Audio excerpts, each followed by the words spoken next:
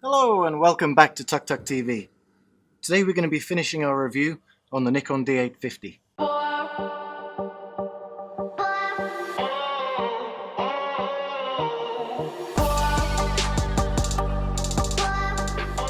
Okay, so we're back from Greece.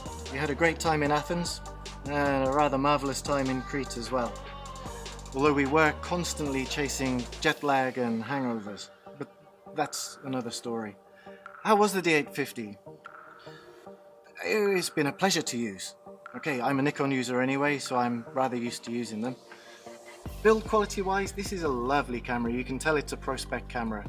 Dust sealing, water sealing, and a very solid body. Using the camera, the autofocus, as you're shooting video, worked really well. The touchscreen on the back worked faultlessly during the day, and in low light it was working exceptionally well as well. Occasionally missing its focus, but most of the time it was pretty spot on. Using the face tracking, I found not so good because anytime anyone's moving, the lens is searching for its focus. So you're better off, I think, using this as a single focus. Use the focus just to help you guide to where you need to be. While we were away, we were testing the D850, shooting 4K in full frame and in the DX crop. Likewise in HD, we shot full frame and in the DX crop. All of which seem to be working perfectly. I can't really fault the footage that we got while we were away. The slow motion, which is a fantastic feature to have on a DSLR, the only issue that I could find with the slow motion really was the fact that it will only do that in a DX crop, which is not a problem at all as long as you're prepared for that.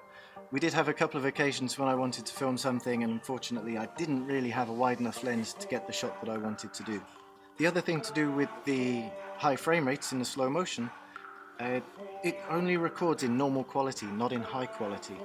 In 4K it's automatically on high quality, in HD you have the choice of high quality or normal quality. We also tested the ISO range of the D850, everything from 64 ISO all the way up to 25,600. At 64 ISO the camera was absolutely beautiful to use, plenty of dynamic range. In the high ISOs we took it all the way up, like I say, 1600, 3200, 6400 ISO is working exceptionally well.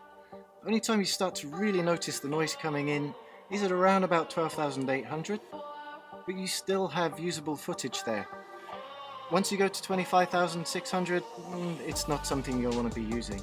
However, let's not forget that with a 1.4 lens, if you're shooting 25 frames, 6400 ISO, you're sucking in way more light than your eyes can see. Okay, so another thing that we tested was the different card formats that you can use in the camera. Now we know on stills, if you want to be shooting a lot of very high resolution RAW files, you need to be using the XQD card, which obviously we have here. But I wanted to see whether you needed to use this for shooting 4K or the slow motion. What we did find during our tests was if you want to put an SD card, as long as you've got a high speed SD card, this will capture all of your footage, 4K and your slow motion.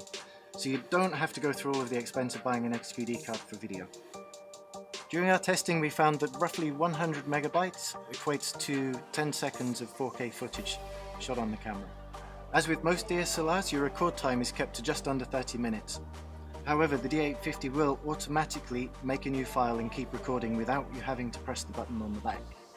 It will do this up to 8 times and allowing you to put up to 4 gig on a card at a time. A couple of other interesting features that I found on the D850 are set within the menu button. Once you go into the menu, you have an option for electronic aperture control or electronic exposure compensation. This allows for stepless control of your aperture and again stepless control of your compensation in auto exposure. That could be very useful if you're using the auto ISO function, just allowing you to fine tune as you walk from light to dark and dark to light. Okay, we also shot a fair bit of time-lapse while we were in Greece. Shooting time-lapse on a D850 is a pleasure, the fact that you actually have time-lapse within the camera, just like you do with the D750 or the D500. What is really nice here, however, is you can use your silent shutter. You can also turn the screen off on the back, so you're going to be saving your battery. Silent shutter also protects your camera. You're not going to be wasting your shutter constantly taking images for a time-lapse. That's going to prolong the life of your camera by a long way if you do a lot of time-lapse. However, one thing that we did find while we were shooting time-lapse, once you've got your camera set and you hit record, all you have is a little green light on the back of the camera to tell you that the camera is still switched on and rolling. Kind of reminds me in a way from when you used to shoot film, and you wouldn't know exactly what you have until you get back and you develop your film. So with this camera you have to trust in your abilities and just have the excitement of waiting until afterwards to make sure that you have exactly what you wanted. So how did I find the D850? I found it to be a pleasure to use. You have to bear in mind, I shoot a lot of video and I shoot a lot of stills. In fact, I tend to shoot a lot of video and stills at the same time. The beauty with this camera is having a 46 megapixel camera that once I'm set shooting my video, I can flick into stills and capture a raw file of 46 megapixel, which is perfect for me.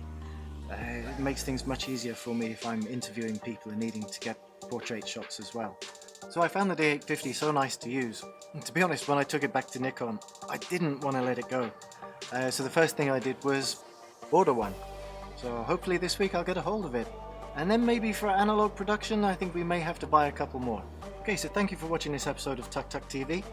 We will be posting shortly some more comparison footage from the Hero camera, the D850, and also we'll be posting a short film that we made during our time in Athens. I hope you enjoyed. Thank you for watching, and stay tuned for more Tuk Tuk TV in the future.